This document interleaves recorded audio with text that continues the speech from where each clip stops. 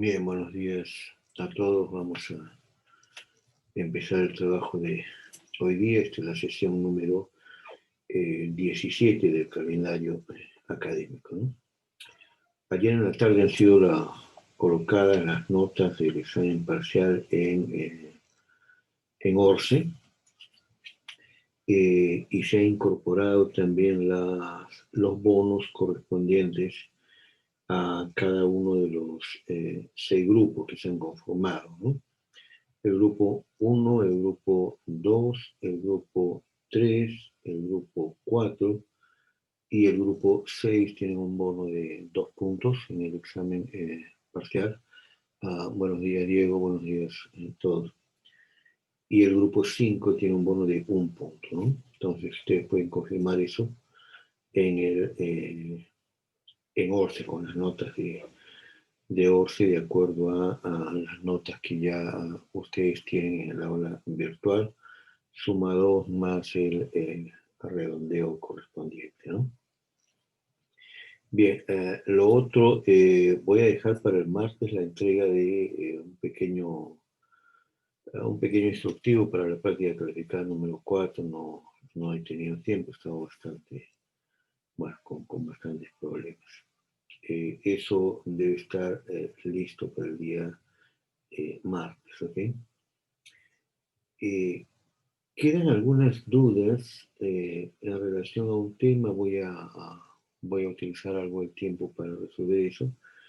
Y de ahí vamos a ir al mapa para trabajar el tema ya de tecnología que ya está abierto y destacado en el aula virtual, ¿no? Ustedes lo pueden ver aquí.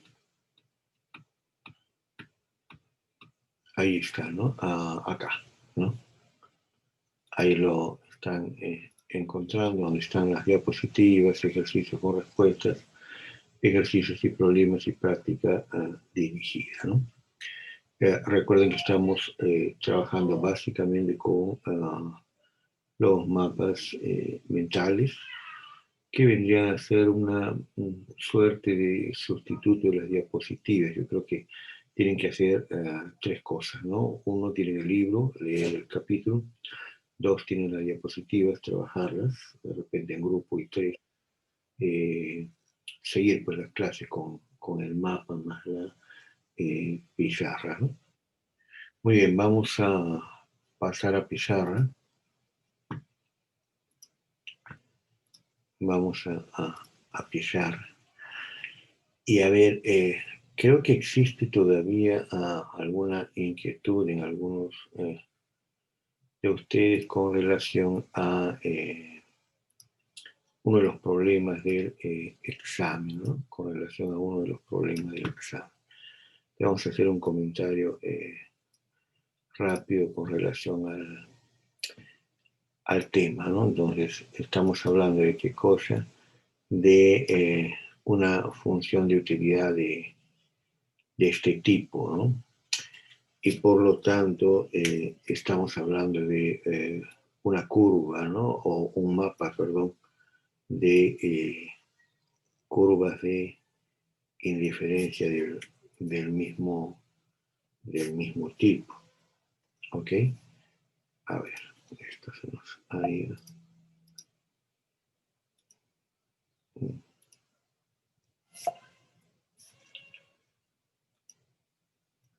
Bueno, esto está fastidiando. Ok.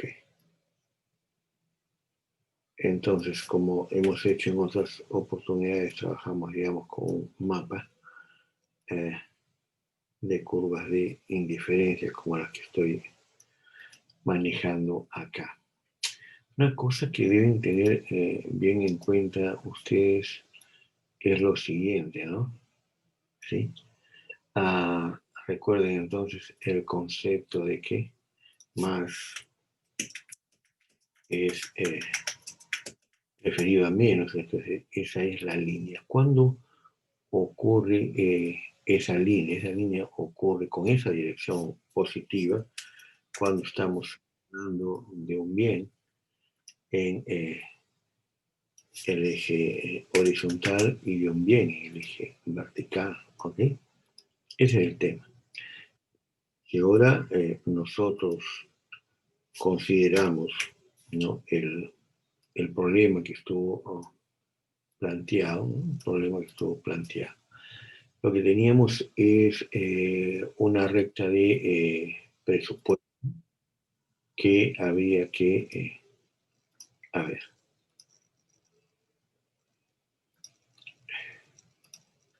bueno, el gusto de llegar tarde. Entonces, teníamos una recta de presupuesto, a ver si ustedes me recuerdan, los precios eran distintos, ¿no? Entonces, el precio de X era, si mal no recuerdo, mayor al precio de Y, ¿no? O si quieren, el precio de Y era más barato. Eso, ¿qué nos estaba dando? Nos estaba dando un comportamiento como este en términos de la recta de presupuesto, ¿no? El precio Y es más barato que el precio de X, y ese es el conjunto presupuestario, ese es el modelo de lo posible, ese es el capítulo 2 de Varia, ¿no? A ese capítulo lo que tenemos que hacer es colocarle pues el mapa de curvas de indiferencia, ¿no? Entonces uno puede ir colocando el mapa de curvas de indiferencia aquí, ¿sí? El mapa de curvas de indiferencia por aquí, ¿no es cierto? Entonces, ahí está el mapa de curvas de indiferencia porque estamos hablando de bienes, ¿no? En el examen habíamos dicho, se trata de bienes. Los bienes son bienes. Los bienes no son males. No es que uno es un bien y el otro es un mal. No es que el otro es un mal y el primero es un bien, sino ambos son bienes. Pero nos habían dado una formulación un tanto diferente, ¿no? Una formulación de x al cuadrado, ¿cierto? Más y al cuadrado, ¿sí? Ustedes me corrigen si yo estoy olvidando. A ver, es x al cuadrado más y al cuadrado, ¿no? Entonces, esta era la función que teníamos, esta era nuestra función de utilidad, y esa función de utilidad nos está dando este tipo de curvas de diferencia, que como ustedes pueden apreciar, se trata de algo,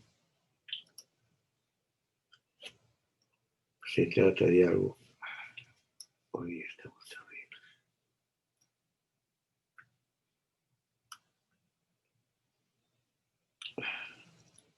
se trata de algo cóncavo y por lo tanto no es convexo, ¿listo?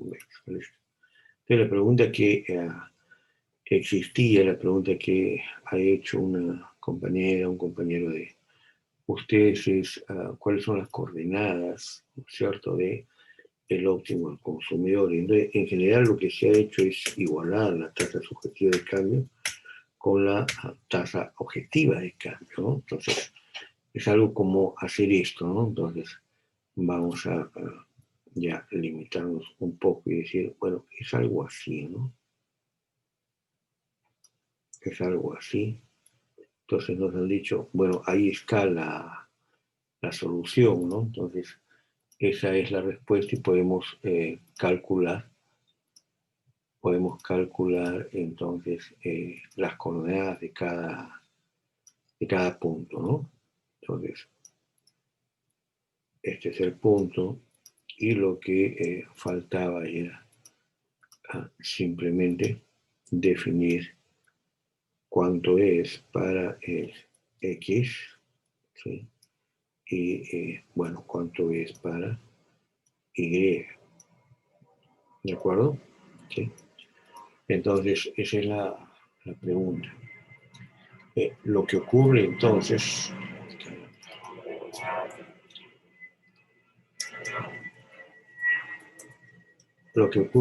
es que estamos siguiendo, digamos, estamos siguiendo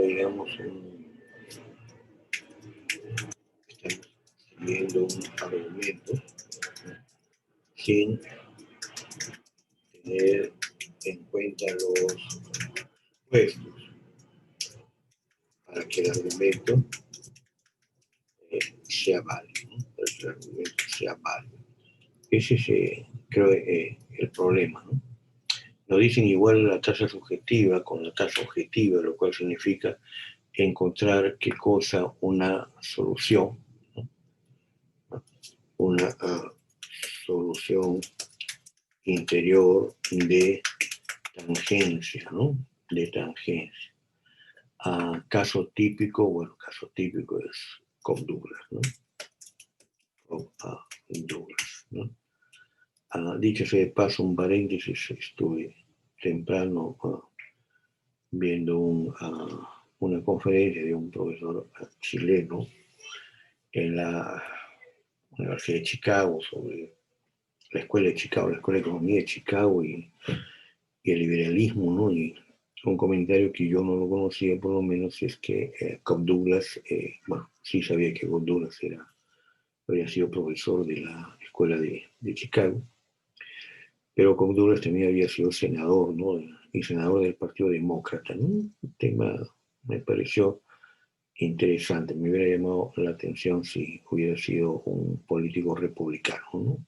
No ha sido senador del Partido Demócrata y bueno, ya saben quién es Cobb-Douglas, ¿no? Cobb-Douglas es el autor pues de esta función. Entonces, lo que decía, se está siguiendo una solución interior de tangencia y no es una solución interior de tangencia. ¿Por qué razones? ¿Por qué razones? Porque fíjense, si yo quiero encontrar otra combinación, yo podría buscar esta otra combinación, fíjense.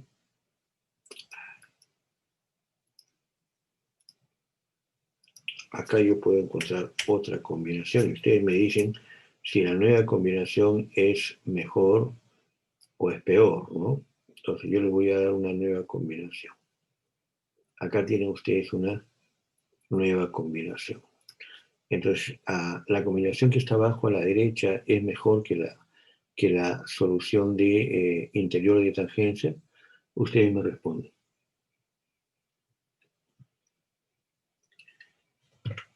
A ver, bueno, hay una respuesta por el chat. Me están diciendo que es mejor, ¿no? Diego dice que es mejor. ¿Por qué es mejor? Bueno, es mejor porque tiene más preferencia que la anterior canasta y se gasta igual. Lo que Diego nos está diciendo es que es mejor porque tengo un nivel de utilidad más alto, ¿no?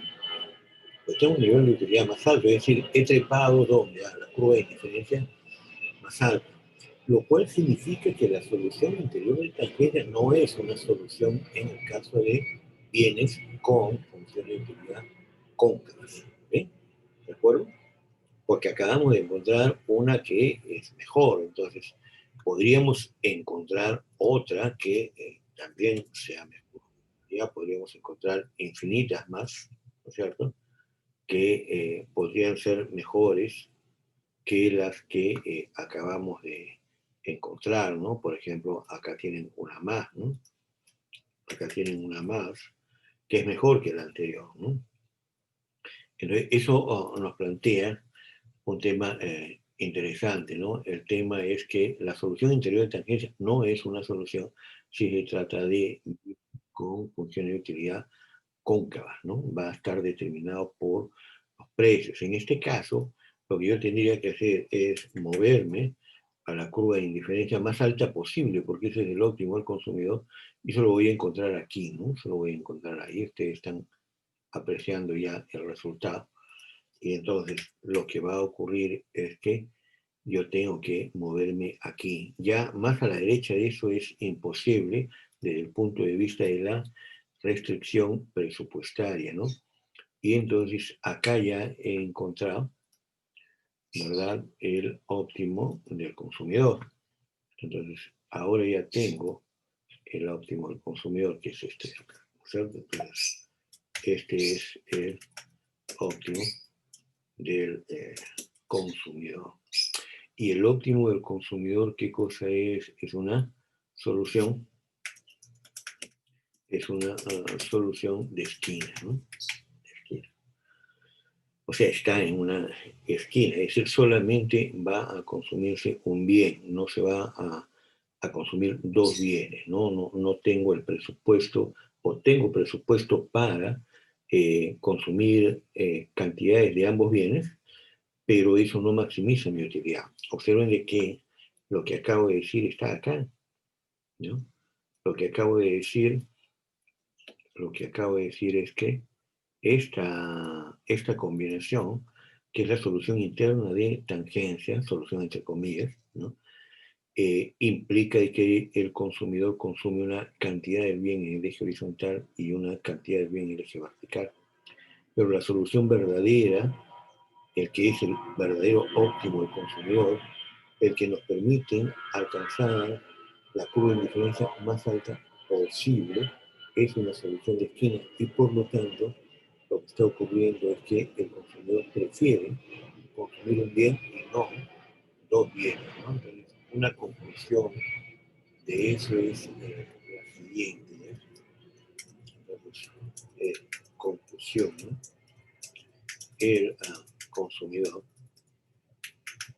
El consumidor prefiere un bien, solo un bien, ¿no? Solo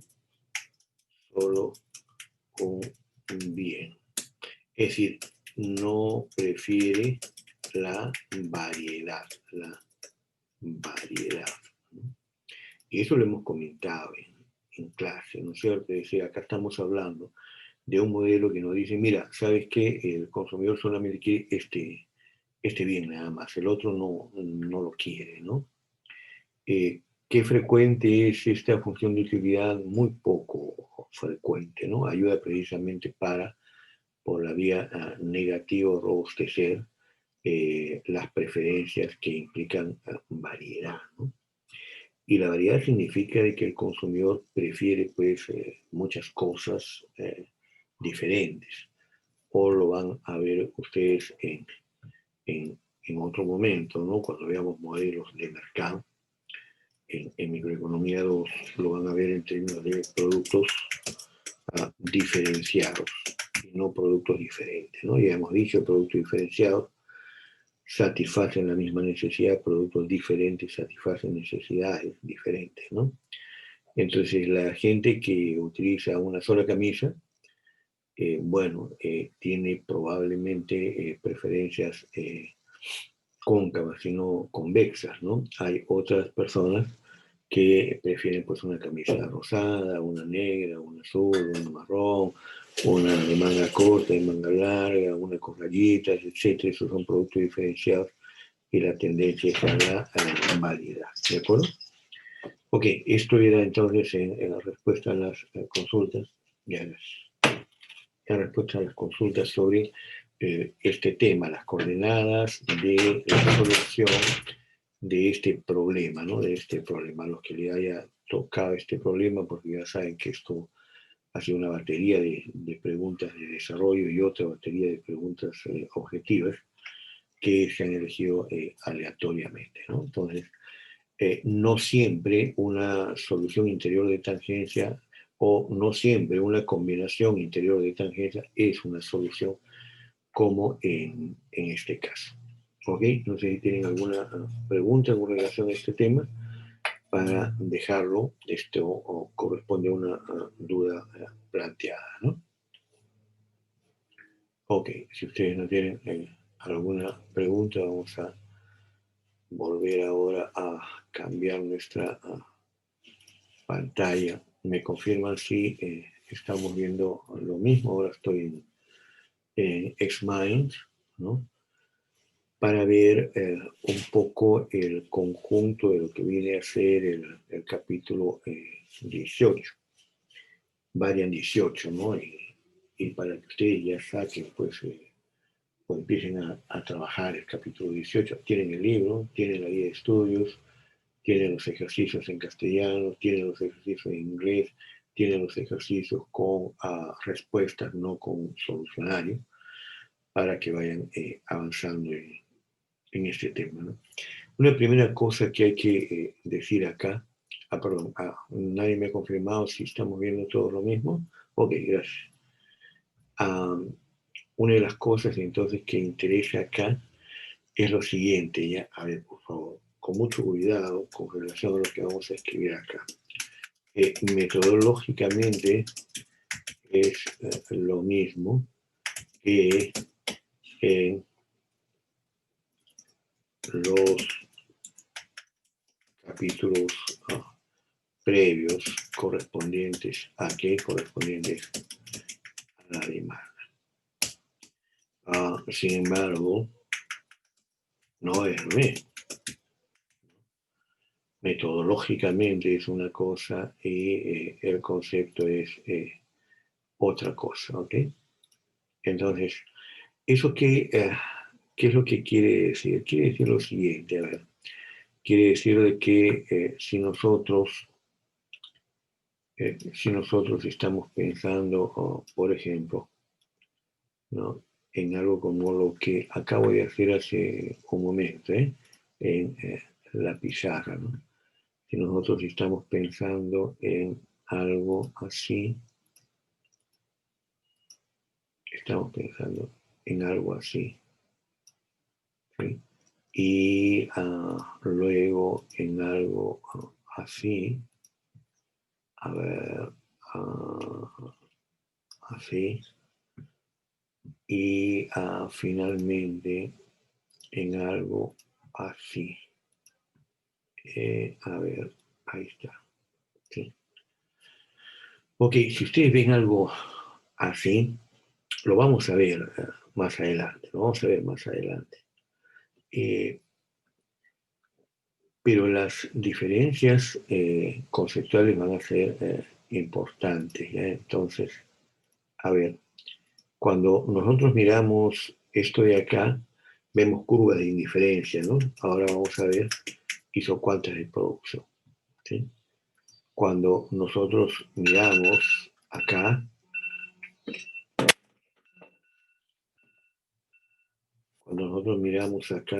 vemos recta de presupuesto. Ahora vamos a ver la recta de isocosto, ¿no? Y finalmente, cuando nosotros vemos esta parte de acá, nosotros veíamos el óptimo del consumidor, ¿no? Ahora vamos a ver la minimización de los costos, ¿no? Finalmente, desde otro lado, atención acá de nuevo, ¿no? Desde otro lado, atención. En la teoría de la demanda,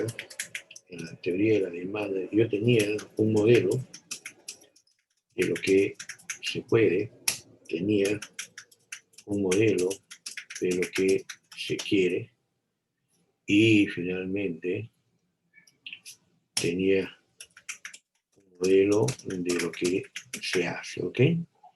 Y luego hacíamos estática comparativa porque en el modelo de lo que se hace se obtiene un punto en la curva de demanda y necesito más puntos, entonces ahí viene la estática comparativa en el precio y después decíamos, bueno, pero esta es la curva de demanda de un consumidor, vamos a juntar a todos los consumidores y sale la demanda del mercado, ¿no? Pero lo que tenemos que hacer, porque la metodología, digo, es la misma, en la teoría de la producción, nosotros tenemos que construir un modelo de lo que se puede, Pero lo que se puede en la teoría de la demanda es la recta de presupuesto, la restricción presupuestaria, que es una función lineal dependiente negativa.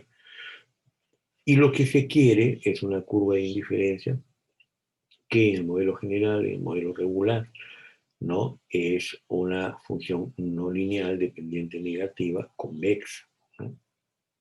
En el caso de la teoría de la producción, lo que se puede es una función no lineal dependiente negativa y convexa. Y lo que se quiere es una función lineal dependiente negativa. En otras palabras, es al revés. Eso lo deben tener bien presente. A ver, reflexionen alrededor. A volver acá. Entonces, a ver, el conjunto, ¿no? Para ver el conjunto, lo que tengo es la función de producción, las funciones de producción, las propiedades de las funciones de producción, el corto plazo y el largo plazo, ¿no? Entonces, ahora, yo sostengo lo siguiente, todo esto de acá, todo esto que están viendo ustedes allí, ¿no? Es, eh, voy a ponerlo en altos, es el modelo de lo que se puede hacer, ¿ya? Es un modelo de lo que se puede hacer, ¿ok? De tecnología, producción es el modelo de lo que se puede hacer. ¿Qué cosa sería una función? ¿Qué cosa sería una función de producción? Entonces vamos a mirarlo acá. Ahí tienen ustedes una función de producción, ¿ok? Esta es una función de producción que implica un supuesto muy fuerte, ¿eh? Entonces, el supuesto fuerte que pone el profesor Bryan es supuesto un producto, un factor, ¿ya? Es un producto, un factor. Entonces, ¿de qué estamos hablando? Estamos hablando que el profesor Bryan dice, bueno, vamos a hacer una sobresimplificación y supongamos de que estamos produciendo un producto. No es que sea absurdo esto, sí es absurdo porque normalmente producimos 2, 3, 4, 5 productos, ¿no? Y ese producto se produce con un solo factor de producción, ¿no? Lo cual nos está diciendo de que la función de producción sería, en los términos propuestos ahí, esta, ¿no? Esa sería la función de producción, ¿sí? Y esa función de producción es la frontera, ¿ya? Atención, es la frontera. Ojo, no estamos hablando del total, sino solo de la frontera. Eso quiere decir, a ver,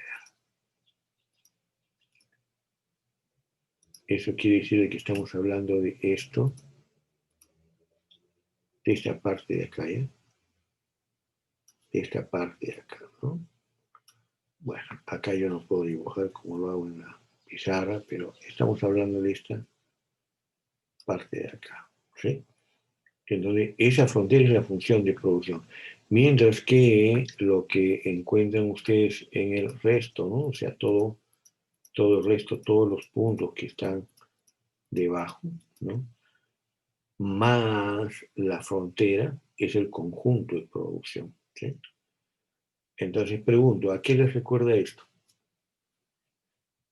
¿A qué les recuerda esto?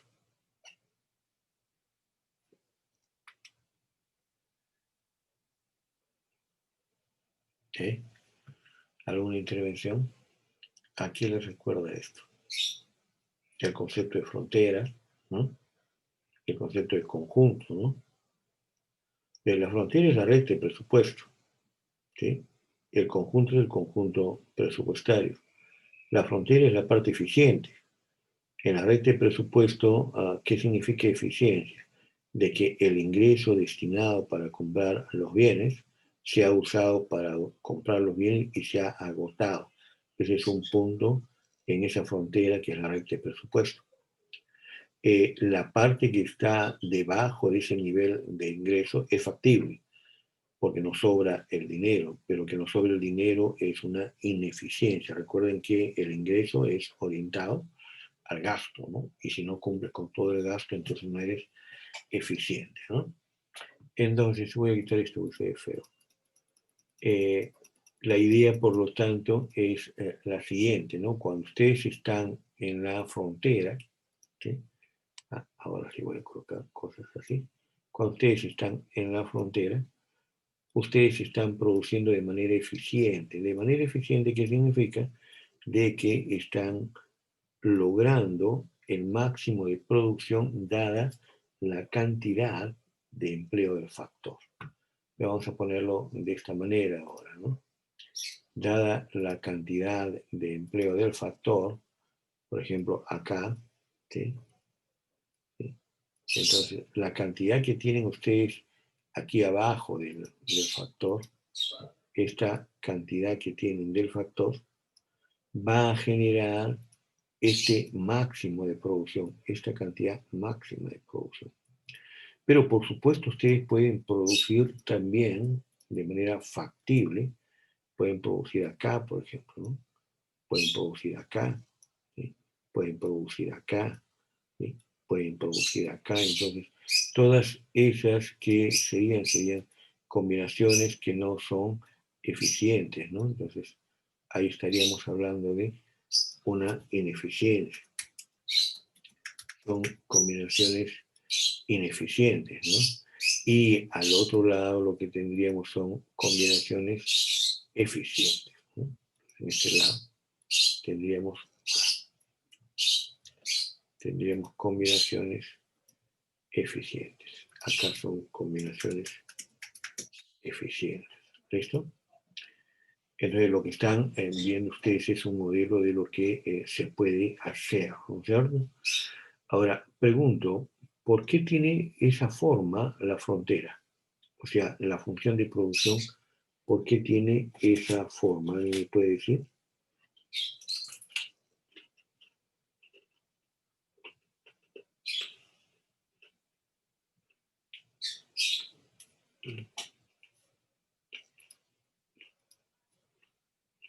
¿Alguna intervención?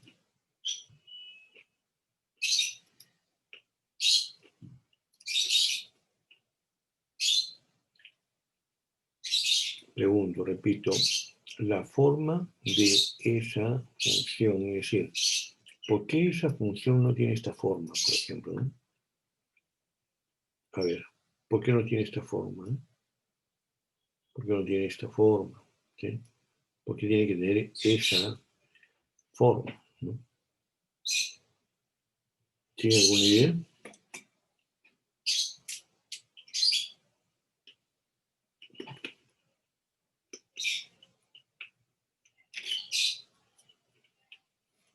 ¿No?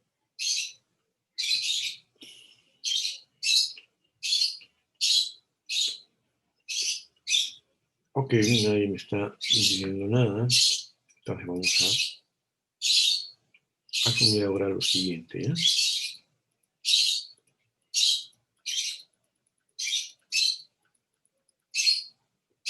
Vamos a ubicarnos en un punto cualquiera, como hicimos hace un momento, de la función de producción. Y ahora lo que vamos a hacer con la función de producción es lo siguiente. ¿Eh? Es lo siguiente. Voy a trazar acá una tangente. ¿Sí? Vamos a hacer un poco más gruesa. Ahí está. Ahí tienen ustedes una tangente. ¿Ok? Vamos a volver ahora a lo mismo en otro punto. ¿No? Vamos a ubicarnos acá. Ok, ya llegaron al punto, ¿no es cierto? Entonces, vamos a ubicarnos ahora acá, ¿no es cierto? Acá.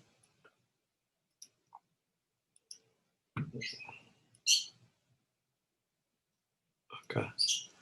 Y después, pues, por acá, ¿no es cierto? Y así sucesivamente. Entonces, como me está diciendo Sergio, ¿no? Entonces, ¿qué es lo que está ocurriendo acá? ¿No? Aplica la ley de los rendimientos decrecientes. ¿Ok? Entonces, ¿qué es lo que nos están diciendo? Nos están diciendo que en el supuesto, bajo el modelo ideal, de que para producir algo se requiera un solo factor, entonces, número uno, a medida que voy empleando unidades adicionales de ese factor, la producción crece. ¿Sí? Entonces, repito, número uno, la producción es creciente. ¿Listo? Número dos, a medida que, número dos, ¿no? A medida que voy incrementando el empleo del factor, factor, ¿no? La producción sigue creciendo, pero a velocidad decreciente, ¿no? A velocidad decreciente. ¿Estamos? ¿Sí?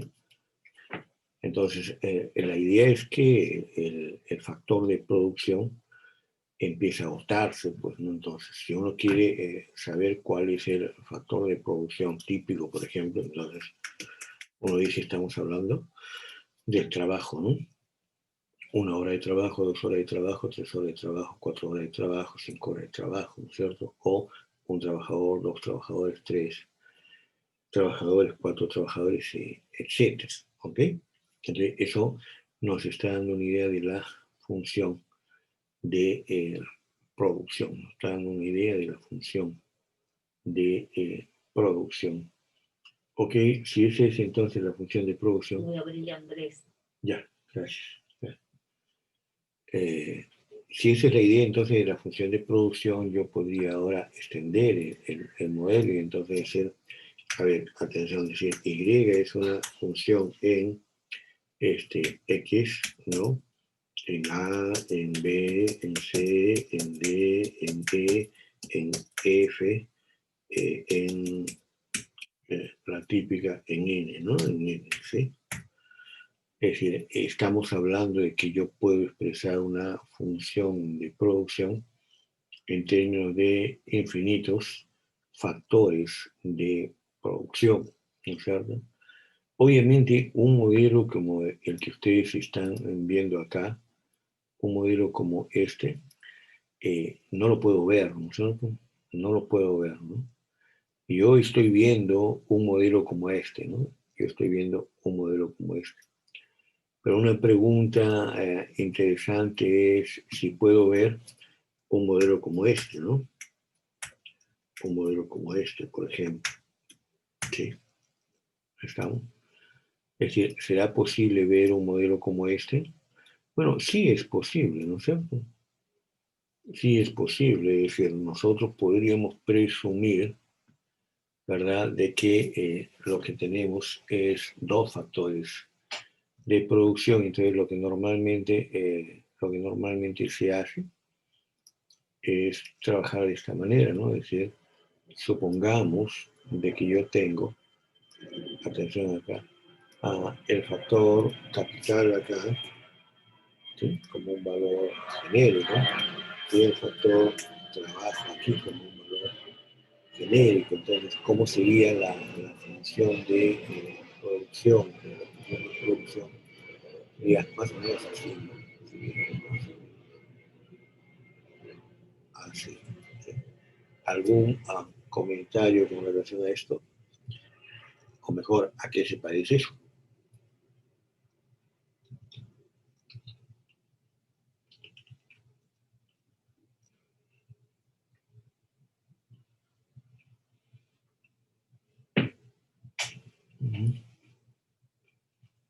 Bueno, esta es simplemente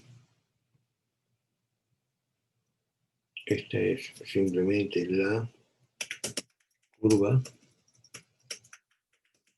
de indiferencia.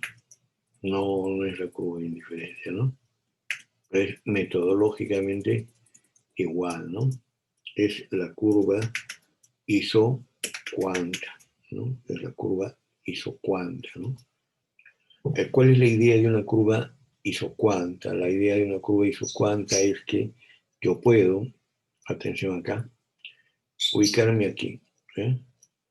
Entonces, si yo me ubico en ese punto, ¿sí?, yo podría contratar, por ejemplo, a esta cantidad de mano de obra y esta cantidad de capital. Pero también yo podría ubicarme acá, por ejemplo, ¿no? Podría ubicarme ahí. Y entonces contratar una cantidad, ¿no?, diferente de mano de obra, más mano de obra y menos capital. Sin embargo, cuando yo estoy en esta combinación, yo estoy produciendo, por ejemplo, 40 unidades del producto, y cuando estoy en esta otra combinación, también estoy produciendo 40 unidades del producto, ¿ok? Ahí también estoy produciendo 40 unidades del producto.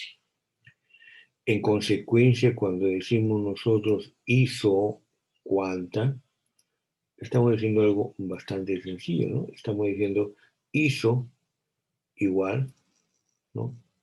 Cuánta cantidad. Entonces voy a producir lo mismo, ¿no?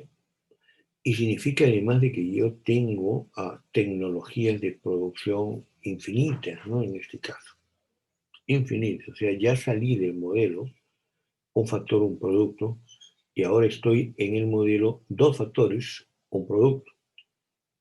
Podemos complicar las cosas y poner tres factores un producto, cuatro factores un producto, cinco factores un producto, etc. ¿No es cierto? Y entonces estaríamos construyendo un modelo, ¿no? Lo que no puedo hacer es esto, fíjense, voy a cambiar de color acá. Lo que no puedo hacer es esto, fíjense, lo que no puedo hacer es esto, ¿eh? Vamos a ver, repito, lo que no puedo hacer es esto. Esto no puedo hacerlo, ¿no? Porque si bien es cierto, es correcto que puedo decirle que puedo saltar a una secuencia de producción más alta, ¿de acuerdo? No es mi objetivo, no es mi objetivo hacer esto de acá, ¿no? Lo vamos a hacer para explicar el modelo, pero la idea es que la empresa no hace eso. La empresa va a tener una isocuante producción, es decir, va a tener una orden de producción, ¿no? Ustedes están en un restaurante, ¿no es cierto? Y entonces yo me acerco al restaurante y digo, mira, para mañana yo necesito tomar el restaurante y quiero un almuerzo con 40 personas, ¿no? Entonces ustedes tienen una orden de producción. Para mañana producir 40. Entonces, si tienen que producir 40 para mañana, ¿cuáles son las tecnologías de producción que pueden utilizar? Bueno, vamos a utilizar alguna de las tecnologías. A ver, ¿qué significaría utilizar esta tecnología? A esa tecnología le diríamos que es una tecnología intensiva en mano de obra, ¿no? ¿Sí? O ustedes me dicen, bueno, ¿por qué no utilizamos otra tecnología que también sea posible? Como por ejemplo esta otra tecnología. ¿Y cómo es esa tecnología? Es también intensiva, pero intensiva en capital, ¿no? Son dos cosas diferentes, ¿no? Si ustedes quieren fabricar, por ejemplo, pan, ¿no? Ustedes quieren fabricar pan, ¿no? Piensen en los panes industriales, ¿no? O sea, un pan de molde, etcétera, ¿no? Ustedes pueden tener dos alternativas, ¿no? Por ejemplo, podrían tener una alternativa, es el pan de la Unión, ¿no? La Unión, ¿no? La empresa Unión, ¿sí? O podrían tener una segunda alternativa con, con Bembos, ¿no? Con un Bembos, ¿sí? Creo que es Bembos, ¿no?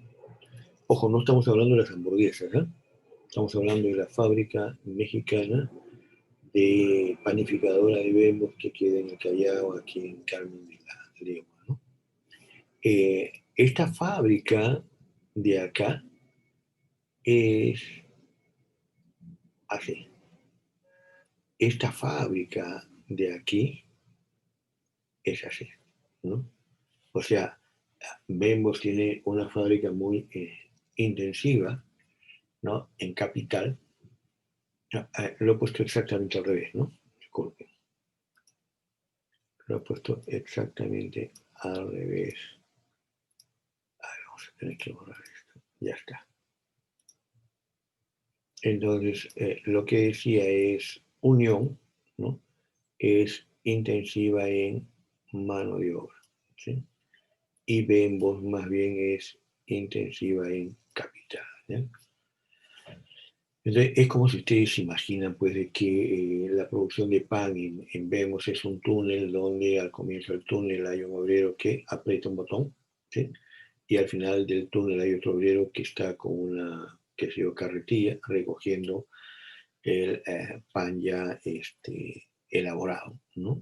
Entonces, el nivel de uso de maquinaria es muy grande, ¿no? Mientras que en el caso de Unión, ustedes encuentran un obrero que recoge, qué sé yo, cada uno de los insumos, es decir, un obrero por cada uno de los insumos, los junta, llega, lo coge otro, empiezan a unir unas cosas en unas mesas, empiezan a amasar, a mover, a cortar con la mano, etcétera. Finalmente lo meten en un horno, lo sacan, lo dividen entre varios trabajadores para llevarlo a otro lado, etcétera. Es decir, muy intensivo en mano de obra, ¿no? Muy intensivo en mano de obra. Sin embargo, el pan es el pan, ¿no? El pan es el mismo. Entonces, estamos hablando de que pueden haber N formas de hacer, ¿no? Otra forma interesante de pensar en la función de producción, y luego vamos a hablar de esto como una función de producción concreta, es la receta, ¿no? Es la receta, ¿no? Entonces vamos a hacer una pregunta, a ver, hoy día no están muy animados ustedes, a ver, empecemos por Angie Guadalupe. Por favor, Angie, me dices cuál es la receta para preparar un ceviche. ¿Listo? Angie, Pescado, listo, entonces ponemos pescado, limón, limón, cebolla, cebolla, roja o blanca. No importa, sigue, adelante. eh, ají limo, creo que se llama, no sé. Ají, y tu precisión es buena, ají limo, no es el ají verde. ¿Qué más? ¿Se acabó?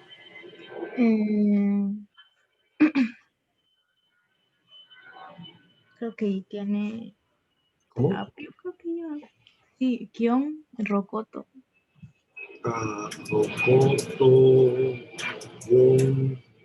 Apio también creo que le ponen algo así. ¿Qué más, perdón? Apio creo que también le ponen ajo.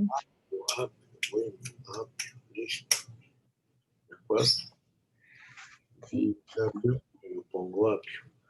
¿Algo más? No, no más que. Ok, gracias Angie. Entonces vamos a preguntarle ahora a Anthony, a Adrián. Adrián creo que es tu apellido, ¿no? ¿Sí? ¿Estás, Anthony?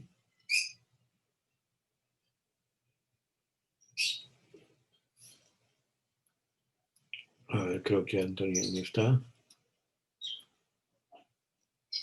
Ok, vamos a preguntarle ahora, estoy haciendo una discriminación de género ahora. Bruno Sebastián. ¿Algo que añadir, Bruno?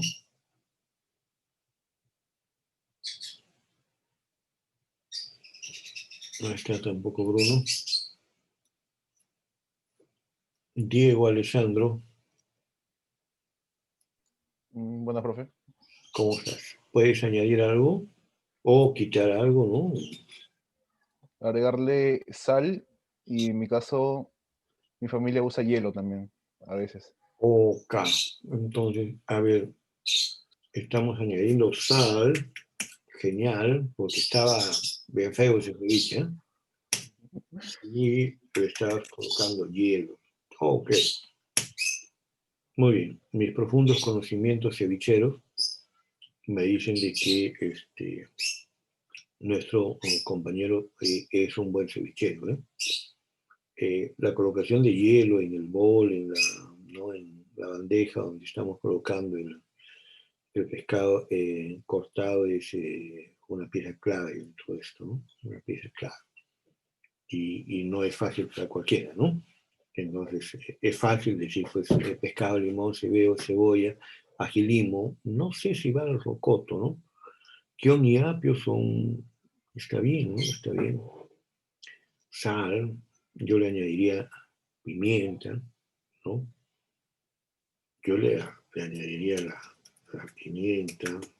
¿Qué más le podríamos añadir? ¿Algo que quieras añadir? ¿Algo más? No me acuerdo qué más se ponía, la verdad. Ok. Creo que algunos usaban leche, profesor, pero no es el típico ceviche. De acuerdo. Es como el apio, ¿no?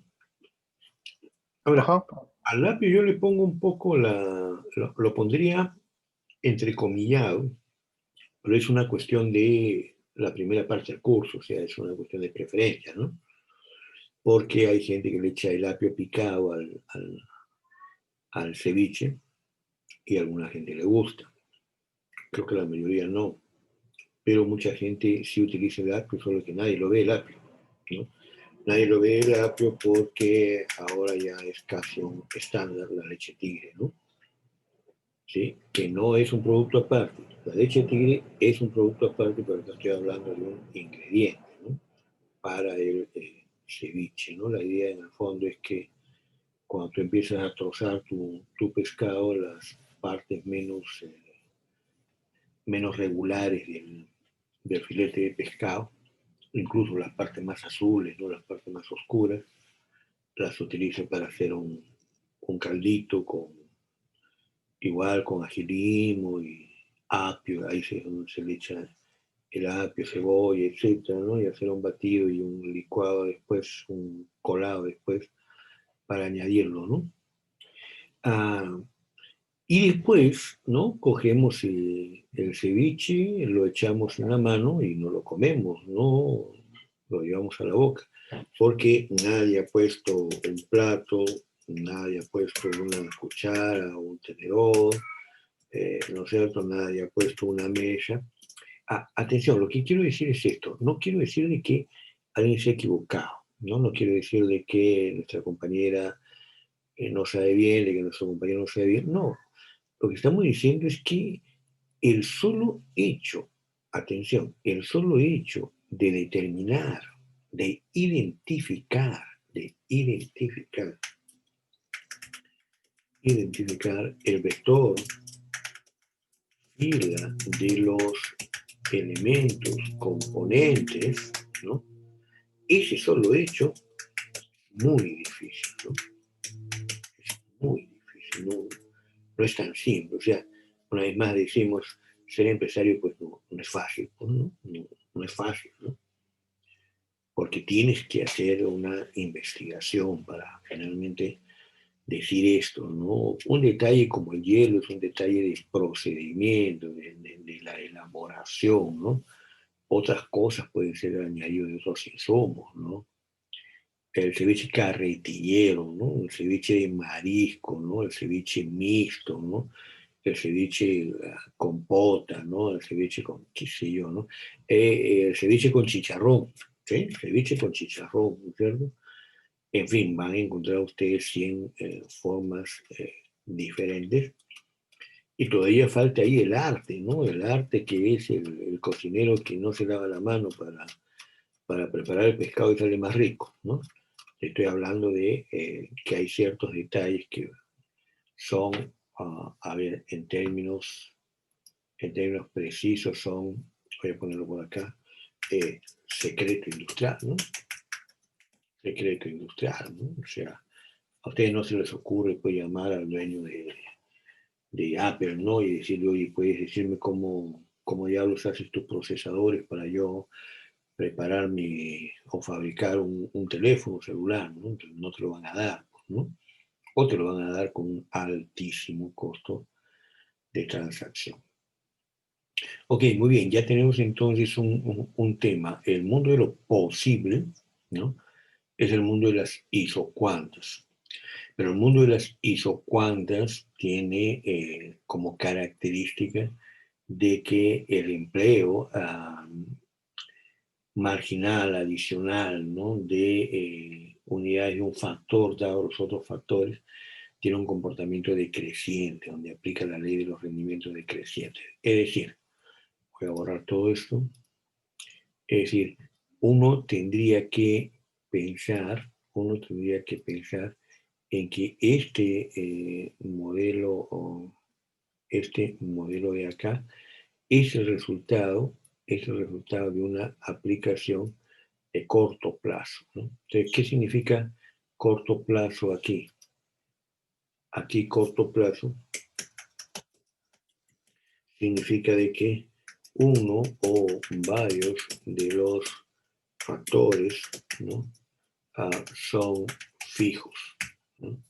Son fijos, ¿no? Y entonces nos preocupamos solo de aquellos que son variables, ¿no? Entonces, en el modelo que dibujamos hace un rato, ¿no? Nosotros hacíamos esto, ¿no?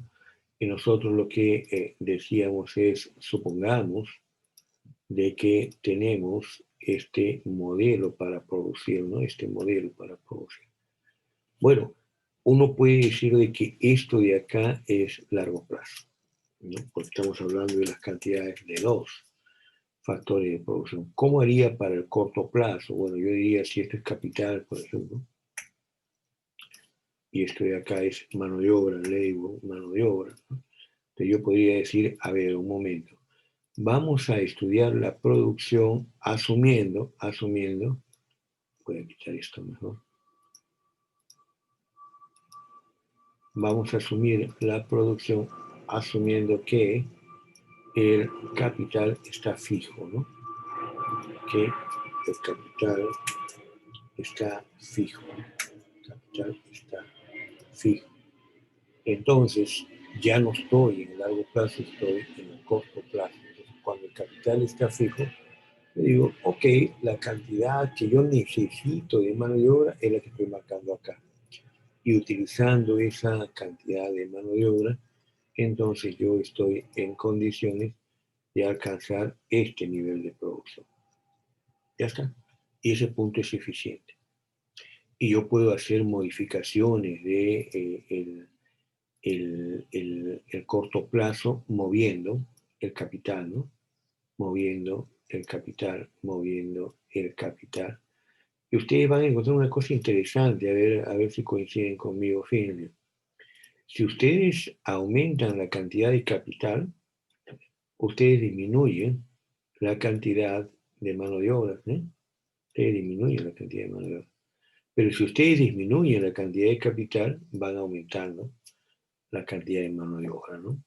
Es decir, el capital genera un impacto de mejorar la productividad del trabajo y por lo tanto reducir el número de trabajadores que sean necesarios, ¿no? Muy bien, si no tienen alguna pregunta hasta aquí, vamos a dejar esta parte de acá. Vamos a dejar esta parte de acá para ver ahora las funciones de producción. Y ahora ya estamos en algo que todos conocemos, ¿no es cierto?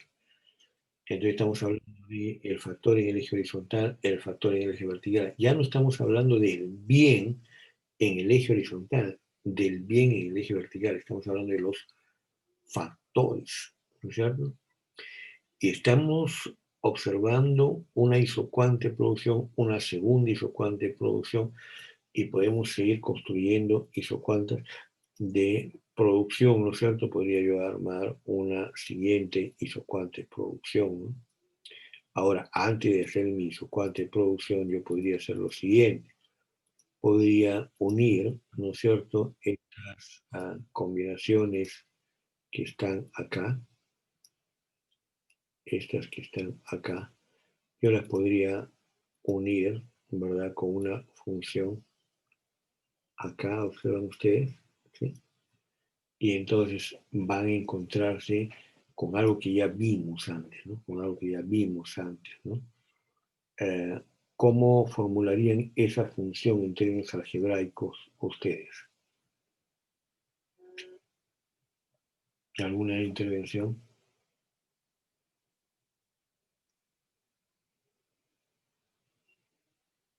¿Cuál sería el algoritmo, no?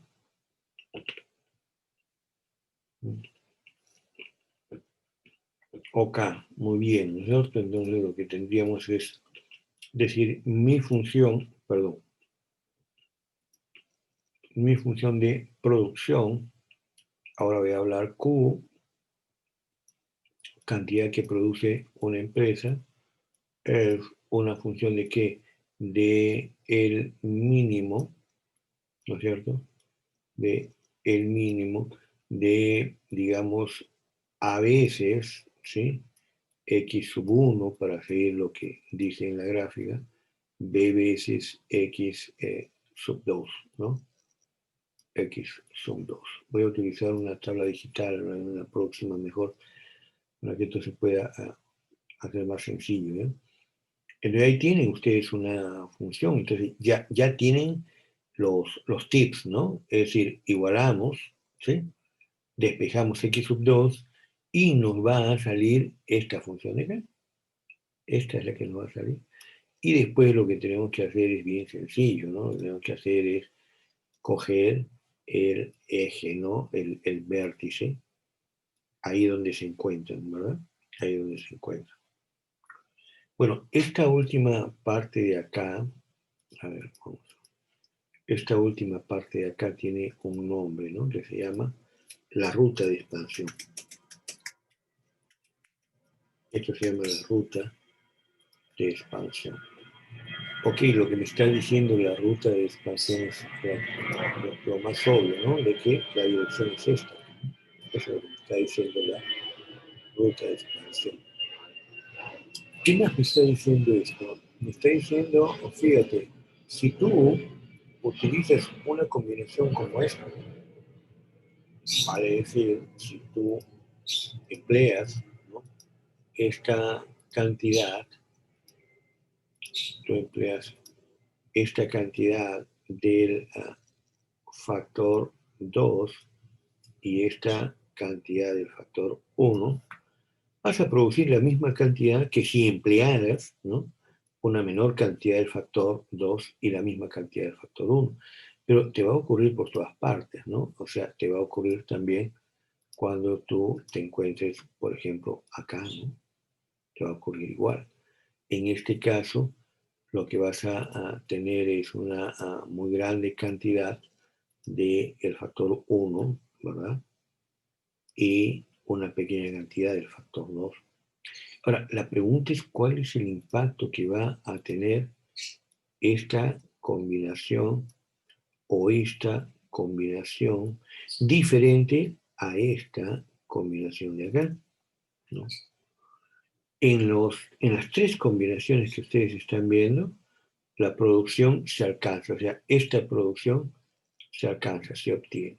Entonces, si hablamos del restaurante de hace un rato, oiga, necesito 40 almuerzos para mañana a la 1 de la tarde, entonces yo tendría opción 1, tendría opción 2 y tendría opción 3. Desde el punto de vista del modelo de lo que puedo, me es indiferente. ¿Cuál sería la elección de ustedes?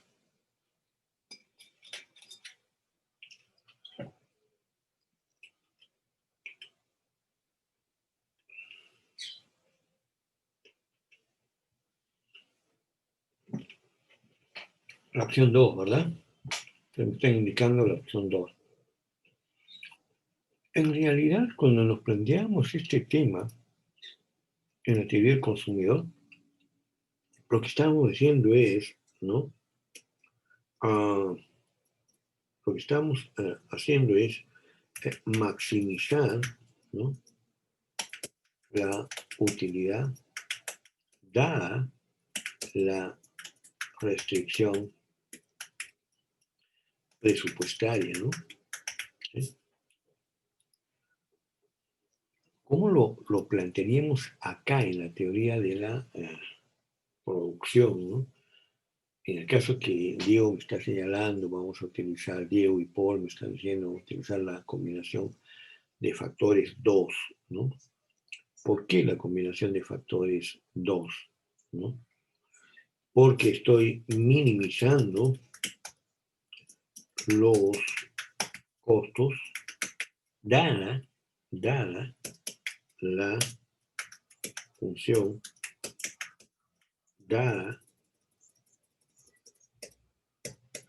dado el volumen de producción, o sea, quien define la tecnología de producción, o sea, todos me están diciendo acá la tecnología de producción es esta es la tecnología de producción. La tecnología de producción no es esta. No es. Esta no es la tecnología de producción. ¿De acuerdo? La tecnología de producción es esta de acá. Esta es la tecnología de producción. ¿Pero por qué? ¿Por qué? Porque esta de acá hace lo mismo que esta de acá y hace lo mismo que esta de acá. Entonces, ¿por qué razones tengo que elegir una? ¿Por qué discrimino? Entonces, yo estoy discriminando porque lo que me falta a este modelo es otro modelo, ¿no? Entonces, ¿qué otro modelo me falta a mí? Me falta un modelo que tenga, ¿no es cierto? Vamos a quitar mejor esto. Me falta a mí un modelo que registre que la restricción en términos, o el equivalente en términos a los costos, ¿no? Equivalente al presupuesto en la teoría del consumidor y acá los costos, ¿no? Y entonces ya no me quedo acá, sino dado el presupuesto que tengo, entonces yo me voy acá, ¿sí? Pero no me voy a ir acá, que me genera el mismo volumen de producción, ¿sí? Ya están encontrando ustedes que hay una equivalencia metodológica, ¿no? ¿Cómo se llama esta función de producción? Esta se llama la función de producción de Leontief, ¿no? O de factores complementarios perfectos, ¿no? Factores complementarios perfectos. Por favor, googlear Vasily Leontief, ¿no? Vasily Leontief es un economista ruso, o mejor, de la Unión Soviética, ¿no? O sea, de la época en que hubo la revolución en Rusia en 1917, ¿sí?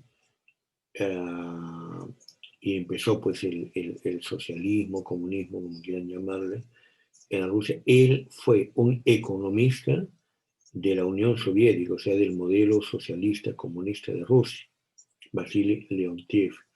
Y él desarrolla la función de producción de factores complementarios perfectos, ¿no? Que luego se conoce como función de producción de Leontief, la desarrolla para allá, para no en una economía de mercado, sino para una economía más bien de cálculo económico, de planificación, ¿no? Bueno, Vasily Leontief deja la Unión Soviética y viaja a los Estados Unidos, ¿no? Y en los Estados Unidos aplica estos conceptos a la teoría de los precios, ¿no? Es un ejemplo bien interesante, ¿no? Otro ejemplo parecido, creo que no lo comenté, es el de Slasky. Slasky también es un economista soviético que desarrolla el tema del efecto o la ecuación de Slasky y llega también a los Estados Unidos, ¿no?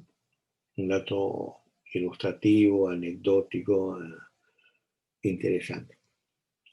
Entonces, hemos dicho, yo tengo en el corto plazo, por ejemplo, asumiendo de que la producción es de un solo bien con un solo factor, tengo un comportamiento de la función de producción y tengo rendimientos decrecientes.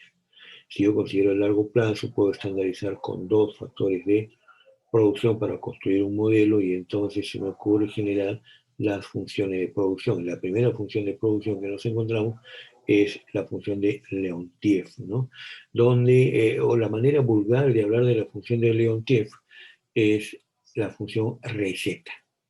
O sea, ¿cuál es la receta, ¿no? Entonces, la receta es, en el vértice deben estar todos los elementos necesarios para lograr un producto en cantidad y calidad adecuada. Si ustedes tienen más de un insumo, no va a funcionar, ¿no? Mejor, por favor, me corrijo, ¿ya? Si tienen más de un insumo, sus costos van a crecer, pero la producción va a ser la misma. En este caso, lo que estoy diciendo es que si un plato de ceviche debe llevar 3 limones, ustedes de repente compran 5 limones, pero emplean 3 limones, ¿ya? No es que le metan los 5 limones y queda mal, sino que ustedes calculan 5 limones, pero tienen que colocar 3 limones, entonces el cuarto y el quinto limón no añaden nada. ¿No es cierto? Lo mismo puede ser la cebolla, puede ser el apio, puede ser el kion, etc. Recuerden, uno se pasa de las proporciones y ya no funciona, pues, ¿no? El primer ceviche que nos prepararon acá en el salón no tenía sal, ¿no? Pero ¿qué pasa? Que tiene mucha sal, ¿no? La ventaja de un ceviche sin sal es que puedes corregirlo. La ventaja de un ceviche con mucha sal, o la desventaja de un ceviche con mucha sal, es que creo que es literalmente imposible resolverlo. Si alguien tiene la fórmula, me dice, ¿no? Pero que falte sal se resuelve, que sobra sal ya no hay nada que hacer, estamos muertos, ¿no? En fin, vamos a editar esto. Esta es la primera función que estamos viendo. Vamos a ver la segunda función, ¿ya? Y bueno, ya la conocemos, ¿no es cierto? En este caso, hablamos de factores, ¿no? Una función de factores que son sustitutos perfectos, ¿no? Entonces, ahora ya pueden ustedes estar apreciando las advertencias que hicimos, ¿no? Si hacemos bien la primera parte del curso, la segunda parte del curso debe correr más fácil, porque estamos haciendo con las comidas del caso lo mismo, ¿no? Con las comidas del caso estamos haciendo lo mismo. Allá hablábamos del consumidor, acá estamos hablando del productor, ¿no? Allá hablábamos de un modelo de lo que se puede, acá también hablamos de un modelo de lo que se puede, pero es invertido a la forma del modelo anterior, ¿no? La idea de esto es una idea gruesa, ¿no? La idea es que yo podría utilizar, qué sé yo, máquina, ¿no es cierto? Yo podría utilizar máquina, o en una cierta proporción, un equivalente de mano de obra, ¿no? Lo que me están diciendo con este modelo, fíjense, es que la tasa a la cual yo puedo cambiar una cierta cantidad de capital por una cierta cantidad adicional de mano de obra es una tasa constante, ¿sí?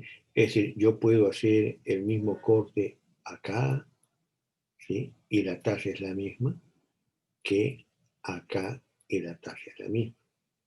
Cosa que no va a ocurrir si la función, perdón, no va a ocurrir si la función fuera esta de acá, ¿no? Si la función fuera esta de acá, entonces la tasa cambia, ¿no? Estamos hablando de que habría una tasa A muy parada acá y había una tasa A muy echada acá, ¿no es cierto? Y por lo tanto la dirección sería una tasa que es decreciente, ¿no? Acá la tasa es constante, ¿no? Una observación que me gusta hacer en relación a este tema es que en realidad deberíamos de considerar de que la función es discontinua en los interceptos, ¿ya? Discontinua, no es como... Es decir, ustedes lo van a encontrar en los textos de que hay una intersección, ¿no? El tema es que cuando llegan ustedes al intersecto, lo que están diciendo es que pueden producir con un solo factor, ¿no? Entonces uno puede decir, bueno, vamos a tener funciones de producción intensivas en mano de obra, perdón, en capital, y ni un trabajador, ¿no? O intensivas en mano de obra y nada de capital. Es imposible, ¿no? Literalmente es imposible, ¿no? Deben considerar ustedes que qué cosa es el capital, ¿no? El capital son todos los elementos no humanos, digamos, ¿no? No humanos, por decirlo de alguna manera, ¿no? Eso es el capital. O sea, el capital es tener una escoba es un capital, ¿no? En donde la energía humana, ¿no?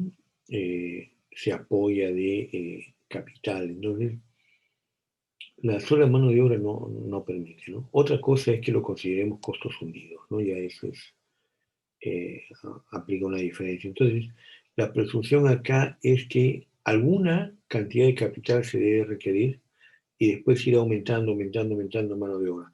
O alguna cantidad de mano de obra se debe tener y después ir aumentando unidades de capital. ¿Ok?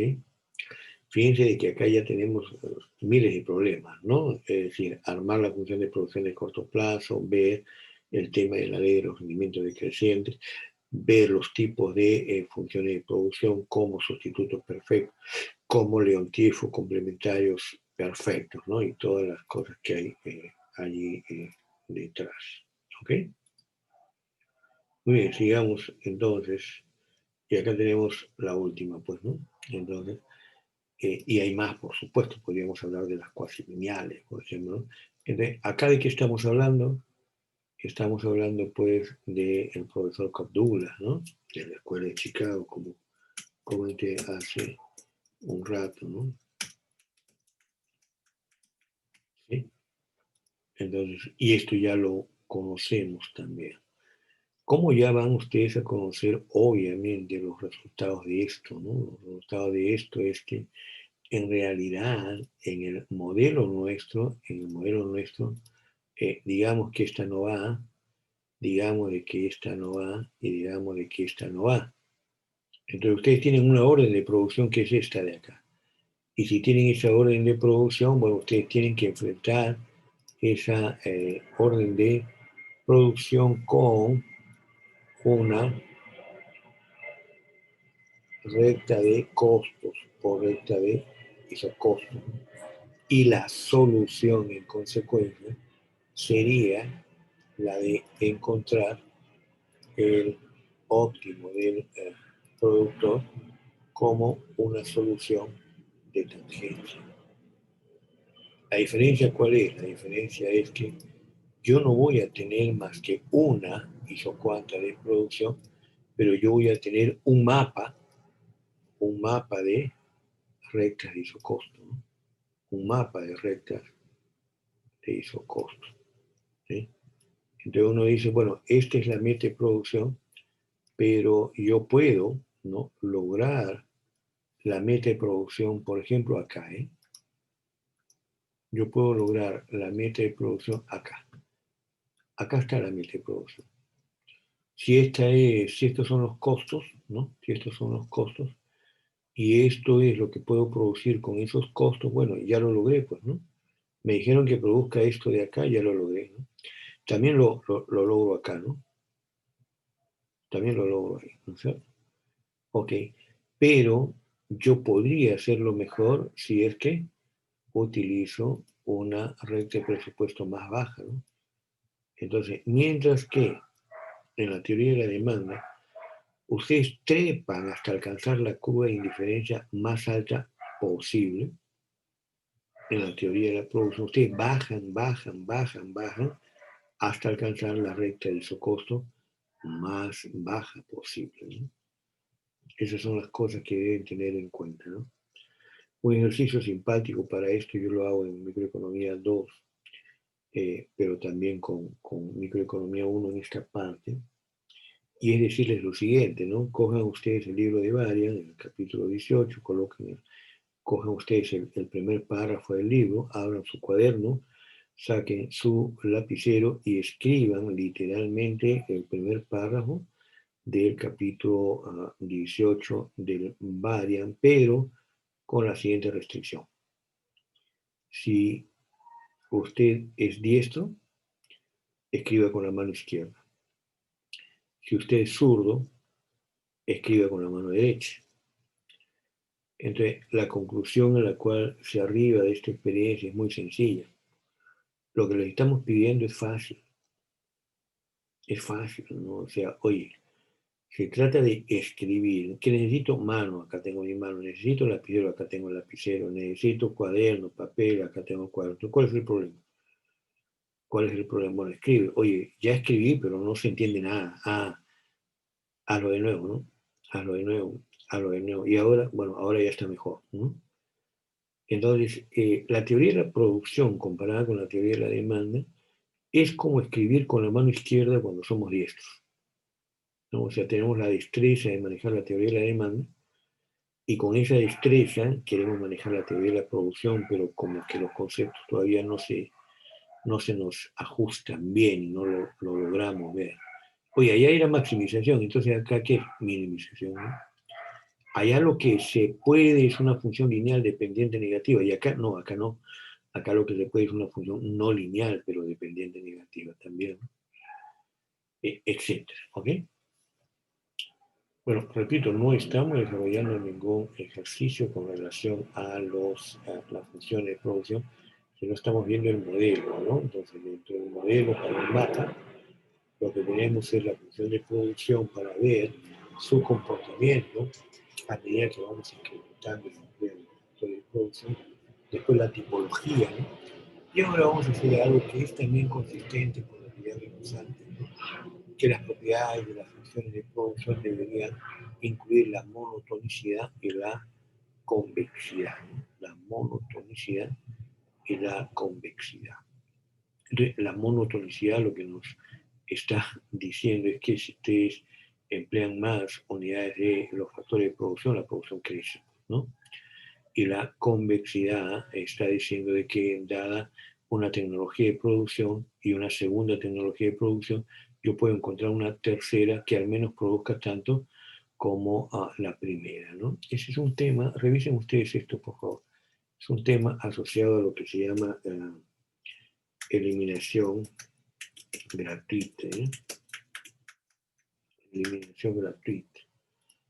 A ver si ustedes toman nota de eso, escriban esto y me dicen la próxima vez qué significa eliminación gratuita, ¿no? ¿Qué significa eliminación gratuita? Cuestión de revisar nada más el texto y lo van a encontrar, ¿no? En general, entonces, cuando tenemos un modelo,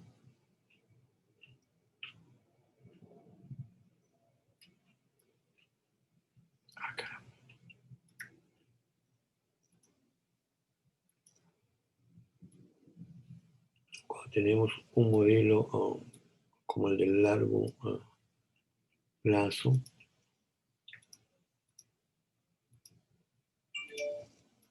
¿no? O sea, cuando tenemos una función de producción como Cobb-Douglas, ¿no?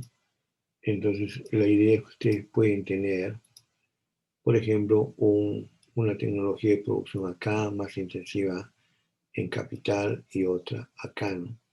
Entonces, la convexidad, ¿qué cosa es lo que nos está diciendo? Nos está diciendo de que si unimos estas dos, siempre es posible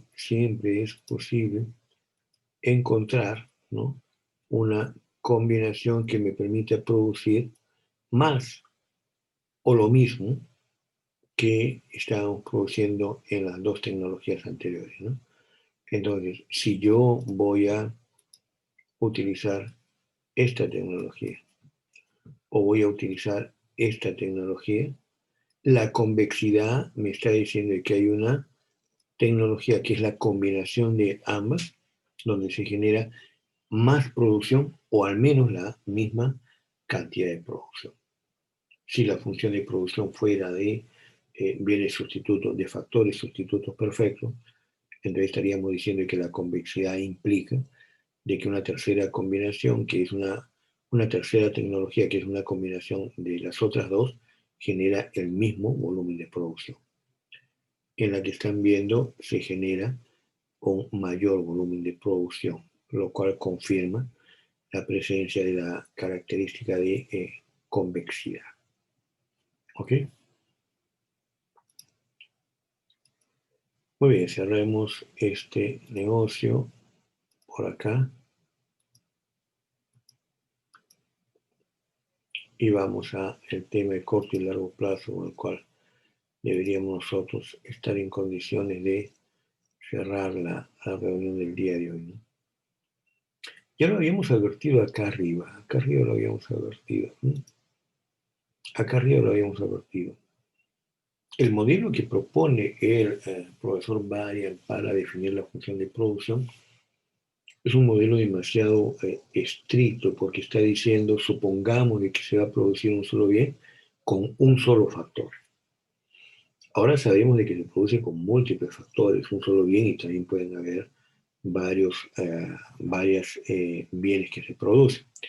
Acá lo que me están diciendo es, mira, sí, vamos a asumir de que estás en el corto plazo. Estás acá, estás en el corto plazo.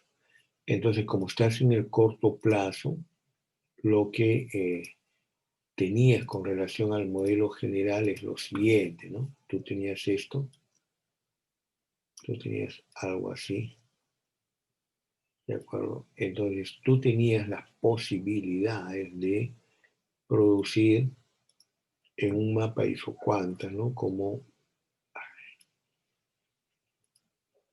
este de acá. Ahí tienes una isocuanta, otra isocuanta, otra isocuanta, otra isocuanta. Eso se llama largo plazo. ¿Por qué es largo plazo? Porque acá yo tengo capital, ¿sí? Y acá yo tengo mano de obra. ¿Ok? Pero ¿cómo sería a corto plazo, ya no largo plazo? Bueno, le hago un corte acá, le hago un corte acá y entonces voy a decir, acá estamos, ¿eh? Entonces, esta cantidad de acá es una cantidad de capital fijo, ¿no? Esta es una cantidad de capital fija, no es una constante. Por lo tanto, lo que voy a tener es estos, estos niveles de producción. Ahí y ahí, que están generando, atención, las demandas de mano de obra de acá y de acá. ¿Okay?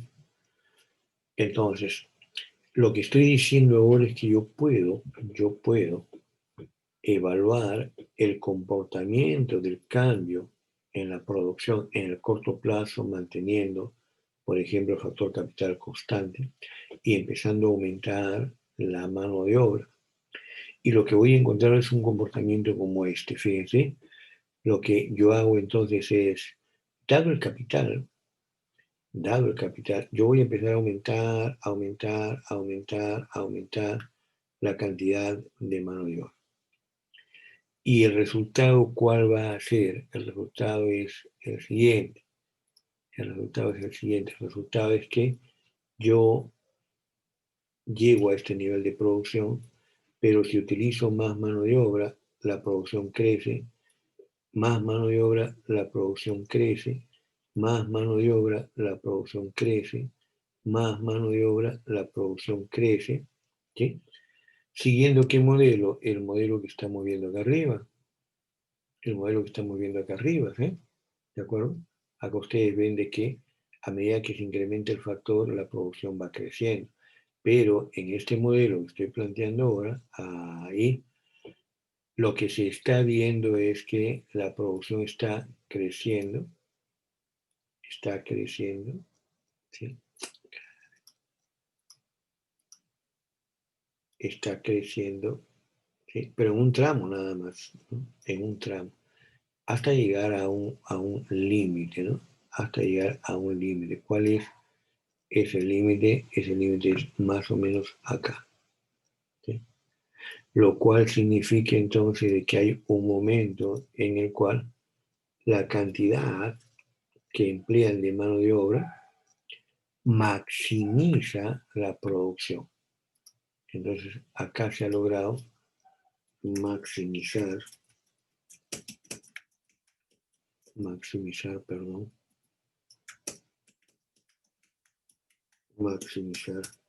la producción. ¿Ok? Ahora, la pregunta es, ¿la producción sigue creciendo o no sigue creciendo? ¿Qué dicen ustedes? O sea, si yo me muevo en esta dirección ahora, ¿sí? Vale decir, sigue creciendo el empleo de la mano de obra. Y les pregunto a ustedes, ¿la producción sigue creciendo? La producción sigue creciendo. Alguien que me responda, ¿la producción sigue creciendo?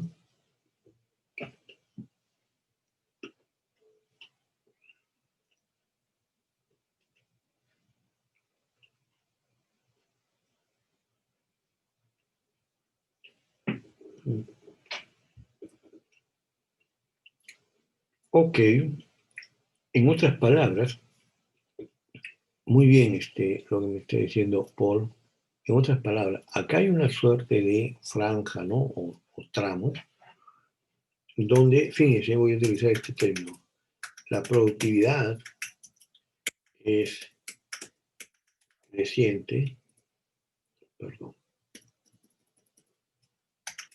es creciente y la producción crece, ¿no? Pero hay otra parte por acá, ¿no? Hay otra parte acá, que es la productividad, perdón, la productividad es decreciente, caramba, y la producción sigue creciendo,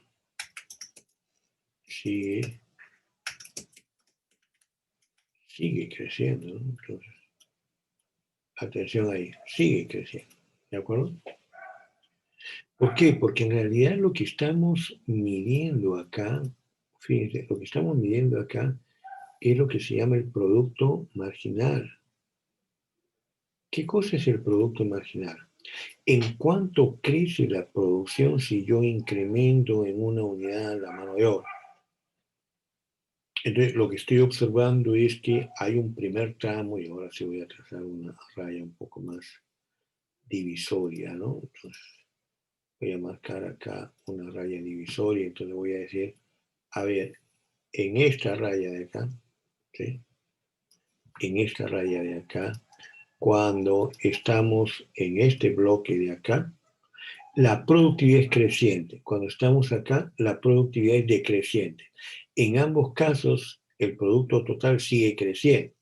En ambos casos, el producto total sigue creciendo. Es decir, como arriba, el problema con esta pizarra de Zoom es que se lleva todo, ¿no? Acá está, en esta gráfica, sigue creciendo, ¿no? Sigue creciendo. Entonces, yo tengo dos tramos, ¿ya? Ustedes han encontrado ahí dos tramos. Ahora, presten atención a lo que ocurre aquí. Presten atención a lo que ocurre ahí. Es decir, echen ustedes una mirada a qué es lo que va a pasar. Allí el producto marginal o productividad es la productividad de cero. Es cero. Y la producción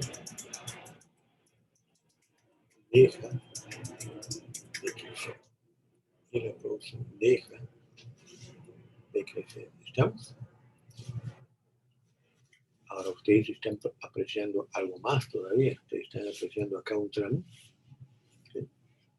Donde el producto marginal es negativo, ¿no? El producto marginal es negativo. ¿Eso qué significa? Significa que el gráfico de arriba, no, vamos a subir aunque se suba con todo. Este gráfico va a empezar entonces este gráfico va a empezar a hacer esto, ¿sí? O sea, el producto, la producción, va a empezar a decrecer, ¿ok? Va a empezar a decrecer. ¿Listo? Entonces, ustedes pueden apreciar de que acá hay tres comportamientos, ¿no? Un primer tramo donde si ustedes van incorporando unidades de los factores variables de producción del factor trabajo, la producción crece a velocidad creciente. Un segundo tramo donde la velocidad crece a velocidad decreciente. Y un tercer tramo donde la producción decrece porque el producto marginal es negativo, ¿no?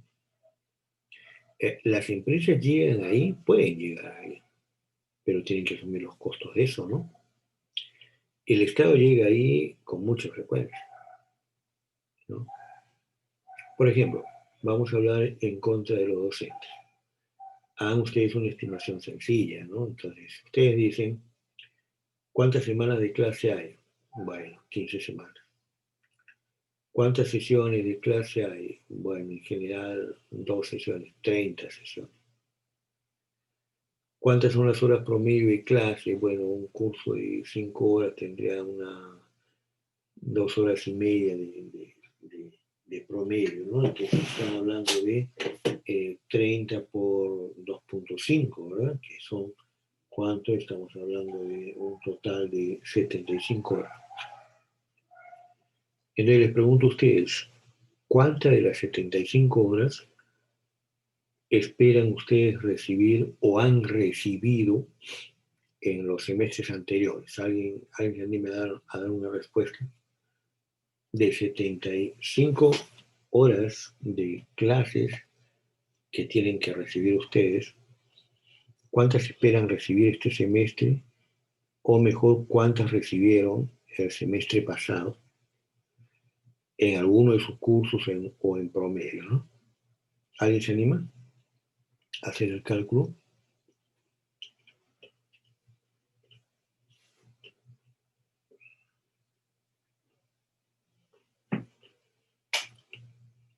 O sea, ¿será 75? ¿Será más de 75? ¿O será menos de 75? A ver, anímense. Podría ser 60, me está diciendo Diego, ¿no? A ver, ¿alguien más? ¿Alguna opinión más? O sea, de 75 que deben de dictarse, o sea, 75 es la orden de producción, ¿no es cierto? Es la orden de producción, o sea, debe producirse 75 horas clase curso, promedio. Diego dice 60, ¿no? Diego dice 60. ¿Alguien más se anima a decir cuánto? A mí se me ocurre decir 80, por ejemplo, ¿no?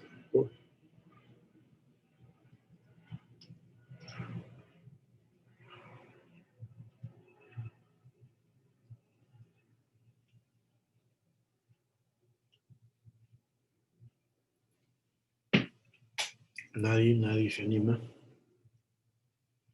Tenemos dos valores, ¿no? Diego que dice 60 y yo que digo 80. Porque soy un provocador, ¿no?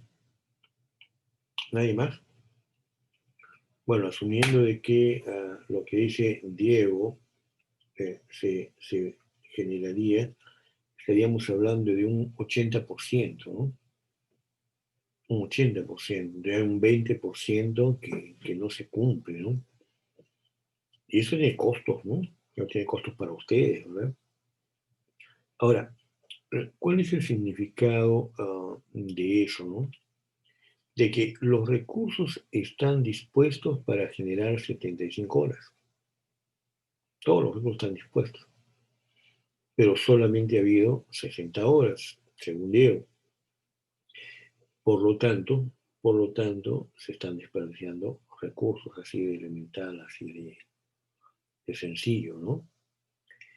¿Creen ustedes de que esto ocurra en la universidad privada? ¿No? ¿Creen ustedes que eso puede ocurrir en la universidad privada? ¿No? Yo diría que sí ocurre en la universidad privada. Pero cuando tú ves tu depósito de pago de horas en tu cuenta, tú ves que, por ejemplo, para seguir la cifra de Diego, de que no te han pagado 75 horas, te han pagado 60 nomás. A lo que en la uni te pagan las 75.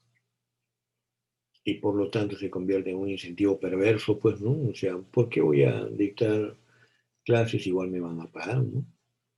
Estamos hablando de qué,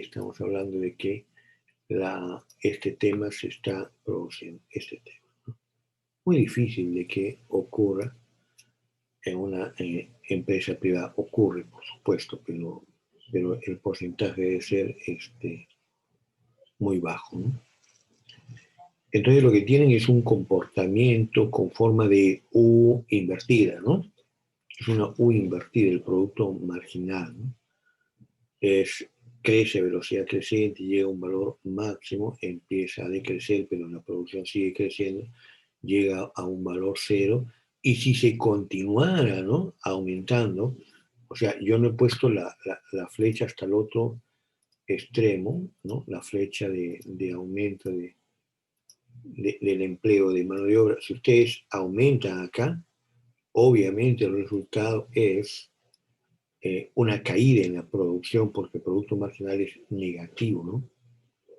Acá hay otro tema que tiene que ver con la eliminación gratuita, ¿no? Es decir, fíjense, bueno, ya me quiere patria, ya les dije. Pero bueno, la eliminación gratuita, ¿qué significa? De que si yo despido a esos trabajadores, la producción no se ve afectada, ¿no?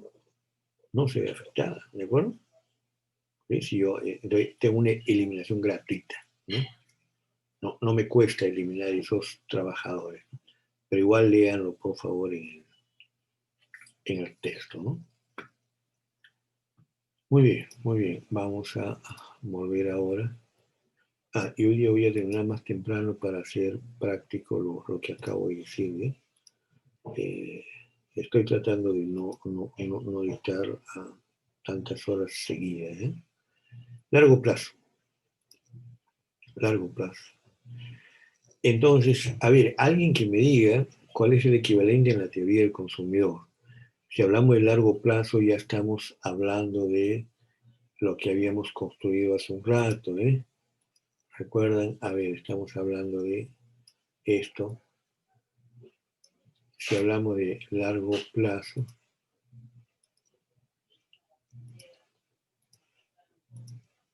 estamos hablando de esto, ¿no?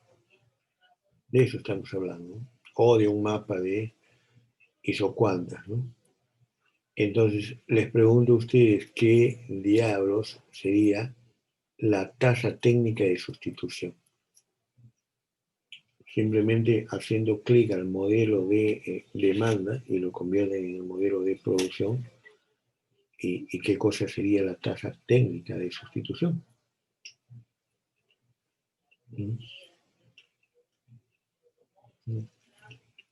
Entonces, el resultado estaría acá, ¿no? El resultado estaría acá. Acá. ¿Sí? ¿Sí? ¿De qué es la tasa técnica de sustitución? Me está diciendo de que en ese punto, las cantidades que yo tengo para sustituir, por ejemplo, capital por mano de obra, ¿no? Eso es esta tasa técnica de sustitución. Eso es esta tasa técnica de sustitución. Recuerden, ustedes tienen acá capital y tienen acá mano de obra, ¿no? Entonces, ¿cuántas unidades de capital, cuántas unidades de capital están dispuestos ustedes a sacrificar para tener unidades adicionales de mano de obra diferencial, ¿no? Y mantenerse sobre la misma función de producción, sobre la misma isocuanta de producción? Ya Paul había respondido, digamos, de que el equivalente metodológico sería la tasa subjetiva de cambio, ¿no? La tasa subjetiva de cambio, o sea, la tangente a un punto en la curva a un punto en la curva de indiferencia. Y acá es la tangente a un punto de la isocuanta de producción, ¿sí? Pero isocuanta de producción es lo que podemos y curva de indiferencia es lo que queremos. Entonces, la tasa subjetiva de cambio lo que dice es lo siguiente, fíjense, atención bola, para mantener la diferencia. La tasa subjetiva de cambio me dice cuántas unidades quiero entregar del bien Y para obtener a cambio una unidad adicional de X. ¿Sí? ¿Está bien? Acá no es así. Acá es, si yo quiero obtener una unidad adicional de mano de obra, yo tengo que dejar de emplear tantas unidades de capital. Tengo que, no quiero, sino tengo que, es diferente. Es diferente. ¿Sí? Entonces, es como decir, bueno, una máquina por cuántos trabajadores lo cambia, técnicamente. Y ese técnicamente significa ir a la Facultad de Ingeniería Industrial y preguntarle a los ingenieros, oye, dame tú la tasa técnica de sustitución de factores para esta empresa que se dedica a hacer tales cosas, los factores son tales, ¿no? Bueno, tú puedes utilizar 3 computadoras con 2 secretarias o 6 computadoras con 3.5 secretarias. Entonces esa es la tasa a la cual técnicamente se puede. Lo que se llama tasa técnica, ¿no? Entonces, no es una tasa subjetiva, sino esto es una tasa técnica. Técnicamente lo que se puede hacer. Técnicamente lo que se puede hacer.